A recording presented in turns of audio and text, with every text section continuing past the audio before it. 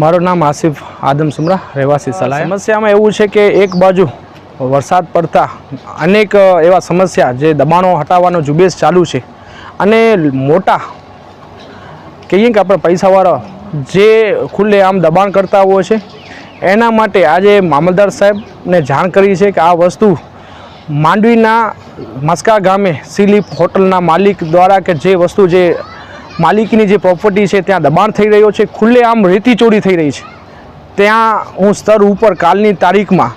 મામલતદાર સાહેબને પણ ટેલિફોનના માધ્યમથી કોન્ટેક્ટ કરીને જાણ કરાવેલ અને પીઆઈ માંડવીને પણ જાણ કરેલ કે આ વસ્તુ અહીંયા બની રહી છે, સ્તર ઉપર હું હાજર છું, તમે આવો અને કાયદેસરની જે પણ જોગવાઈ થતી હોય કરો નિયમ અનુસાર। તેમ છતાં માંડવીના સરપંચશ્રીને મસ્કાના સરપંચશ્રીને પણ જાણ કરેલ, તલાટી સાહેબને પણ જાણ કરેલ અને ખાદ ખનિજ જે વિભાગના જે પણ અધિકારી છે બેનશ્રીને પણ જાણ કરેલ અને આવા લોકો જે માંડવીને CRF ક્રિકનું જે નુકસાન પહોંચાડી રહ્યા છે, કુદરતી જે પણ પર્યાવરણને નુકસાની પહોંચી રહ્યા છે, જેને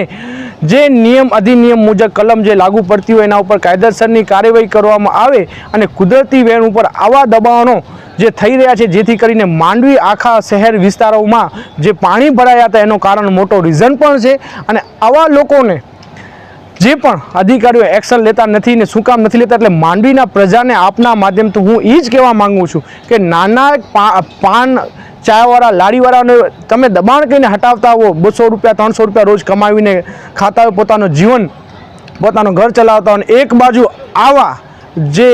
2-2 એકર એનાથી ઉપરનો ભાગ જે દરિયાના અંદરના તરફ જે દબાણ કરતા હોય એના ઉપર એક્શન લેવામાં નથી આવતો, ત્યારે આવા લોકોને જે અધિકારીઓને હું જાણ કરી છે અને એનો એક્શન લેવામાં આવશે એવી તકેદારી અમને સૂચન મૌખિક આપવામાં આવે છે, લિખિત રજૂઆત કરી છે। તો હું માંડવીના પ્રજાને કહું છું કે આવા લોકોને જે